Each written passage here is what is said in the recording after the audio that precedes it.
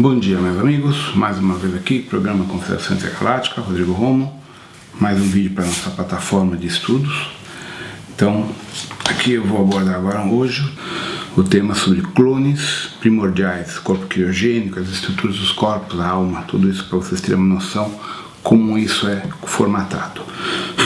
Bom, o espírito originalmente ele vem desdobrado da mônada, na verdade do eu sou. Então a estrutura original é assim: a supramônada é formatada num nível dimensional imaterial de energia humana. Então a gente pode dizer que ele foi criado em 50D, 35D, 40D. É difícil dimensionar porque não são todas as mônadas que vibram na mesma frequência. Algumas mais acima, outras mais abaixo, entende? E tentar definir qual é a dimensão, qual é a frequência que isso é feito para o parâmetro humano terrestre físico, não tem plano de comparação, não tem, sabe, como a gente ter um parâmetro, tipo assim, isto é essa dimensão e isso aqui é outra dimensão, mas a gente não tem essa correlação. Então a gente fala 30, 40, 50, 60D como um valor, só para dizer que é bem longe, mas não há um parâmetro específico de comparação dentro da física quântica nossa. Bom, então o espírito ele está inserido dentro da supramônada, da mônada do eu sou. O espírito é a rede neural que permite a inteligência coexistencial da rede neural supramonádica que se compartilha com a mônada, com o eu sou, gerando assim a intercomunicação. Então o espírito é a essência dessas três estruturas. A alma é um pedaço do espírito, tá? Então normalmente o espírito e a alma se desdobram usando essa escala entre 10 a 20D. É ali que existe um remanejamento dessa energia para ajustar os programas e os códigos chamados superficialmente de Odu.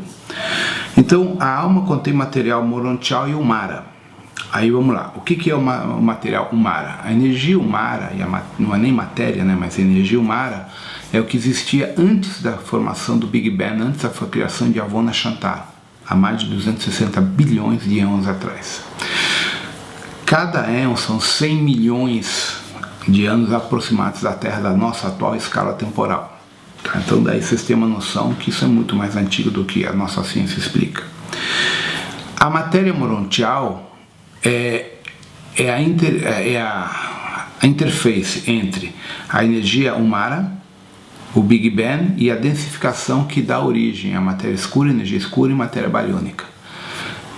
Essas três estruturas, matéria escura, energia escura e matéria bariônica, mais uma quarta componente, fazem estrutura do chamada matéria morontial, tá? Então, a alma ela estabelece conexões nesses quatro reinos, nessas quatro estruturas de energia e matéria, para poder se irradiar e ter acesso ao plano bariônico, ao plano físico.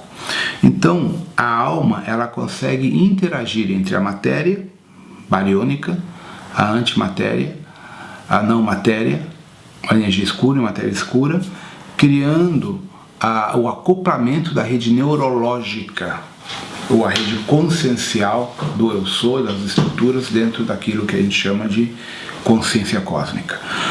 Então a alma ela interpenetra a matéria, o espírito também, sim, mas em níveis mais sutis. Então de certa forma o espírito consegue fazer essa penetração em níveis superiores a nível dimensional, tá? Então quando a alma é formatada, tá? Existe a transferência de códigos. Então vamos lá. Toda estrutura biológica que se autorreplica é um clone biológico, um clone que possui a sua codificação de autogestão. É o nosso caso. O nosso processo de vida, de geração de vida, né? Através da fecundação, é uma autoclonagem. Se você analisar, as nossas células têm o poder de se replicarem, se autoclonam. Então, a matéria bariônica do universo, a biológica, ela tem o dom, através da própria geometria sagrada, de gerar uma outra cópia sua, fazendo o quê? a combinação genética de dois seres, pai e a mãe, tá? Ou combinação de cromossomos, XY, e assim você tem um processo de regeneração ou uma clonagem natural, por assim dizer. Então, quando a alma, tá, vai acoplar num corpo, ele já transfere a codificação imaterial de códigos, tá, ou rotinas sutis. As rotinas sutis a gente chama de corpos. Os 32 corpos, 72 corpos, 144 corpos, por aí vai. Então, na verdade, não são corpos, são rotinas eletromagnéticas que permitem o gradiente imaterial e os diferentes níveis de estrutura da matéria, do espírito e da alma, que possam interagir como rede neurológica consciencial na matéria física. Daí que a gente começa a entender nos estudos científicos por que as plantas têm consciência, as rochas têm consciência, os animais têm consciência.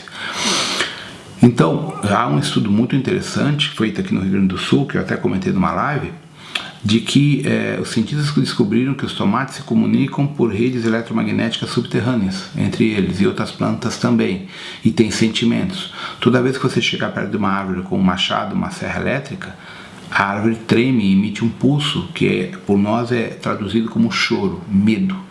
Tá? Então as plantas têm consciência e têm sentimentos, não da mesma reação endócrina que os humanos, mas têm na escala deles. Tá?